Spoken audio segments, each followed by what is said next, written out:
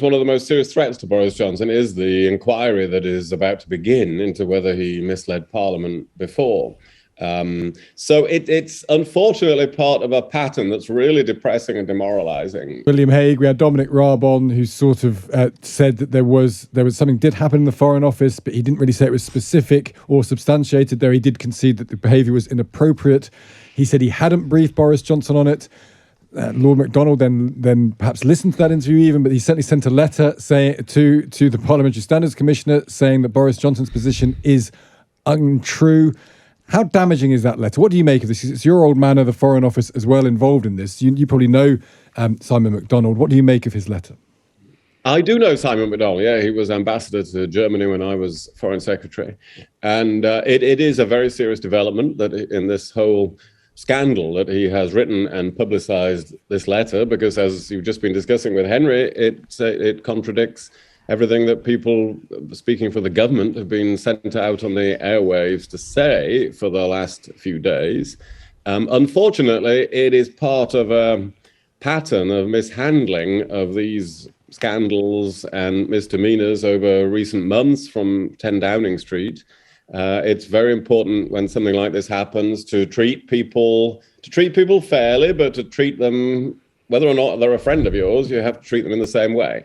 And that clearly wasn't recognized to begin with in this case. It's also very important to get all the facts out quickly and be transparent, so that the government doesn't end up with a story about the behavior of an MP occupying the top of the national media for several days at a time of a war in Europe and a serious economic situation. So I think it's been very badly handled. And now everybody will want to know the answer later this morning from the Prime Minister's spokesman of, what is the answer to this letter? And it's hard to see that there is a very convincing answer to this letter. And PMQ's tomorrow, he'll be in Parliament. And if he gets asked a straight question to Keir Starmer, he'll either have to not answer or he doesn't want to be found to be misleading Parliament another time, does he?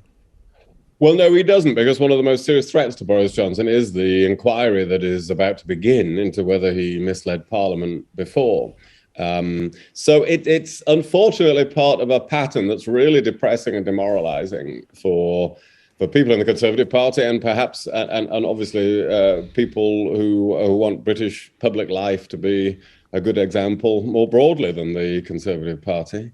I must say, I'm pleased I stopped defending Boris Johnson about a month ago, because I would have found it very difficult. I think I would have finally given in this morning anyway. But I gave in a month ago and gave you my views on that a month ago, that he ought to find a way to step down pretty soon. If you'd have been in the cabinet, you might say you'd never be in the cabinet in this situation. What do you say if someone says to you, the Prime Minister would like you to go out and defend on the media round tomorrow, this is the line? How much choice do you have if you're a cabinet minister to say, I'm not saying that, I'll look like a complete and total fool? Well, I've often done it. It used to be my job in the coalition government. I was always the one. Go out, there's a crisis. William, go out on Sunday morning and reassure everybody and tell them all to calm down. And I used to do that all the time. However, I don't think there was ever a situation where I felt I wasn't armed with the truth. That I was I was being asked to say something, which then 5 minutes later somebody would prove was untrue, or at least, or there would be a very strong evidence that it was untrue.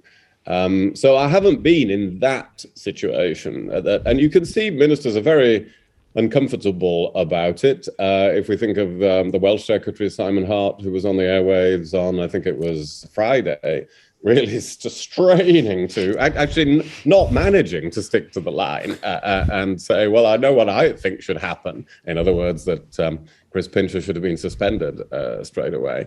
And so not able to stick, not feeling it was honest to stick to the line. In these situations, if I was a minister being sent out on in general on such missions, I would say, I'm not doing this anymore. I'm either not going on the media or I'm not going to be a minister. And it is up to ministers, as it has been for some weeks, to be frank about that within the government. I think there was a time, actually, it was Sajid Javid didn't want to come out on something. It was something to do with Was it something to do with coronavirus? It was. No, it was the parties, wasn't it? Yes, the Allegra Stratton. It's the Allegra Stratton That's video. what it was, and he didn't want to, and I think that was the first. And he said the next morning that he didn't. He confirmed that was true. William, I just want to ask you one question here. You're not allowed to call Boris Johnson a liar in the House of Commons. But it's a word that so many people are using who are getting in touch. They're accusing the Prime Minister of lying. They're saying he lies. Emily Thornberry said it as well. Now, I understand that you wouldn't want to get into that discussion, but does it make you uncomfortable that this has now become almost acceptable for people to say that? And do you think it is about lying, or is it about just not being in control of the situation?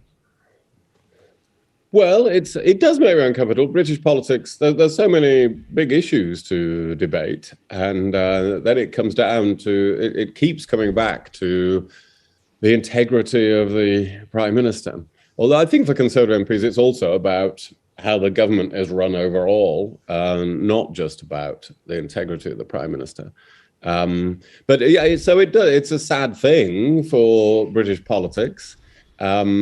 I think it's not surprising in these situations that these sorts of words are bandied around. In Parliament, of course, there are lots of ways round that, which MPs use all the time. And they say, well, this wasn't the truth, was it?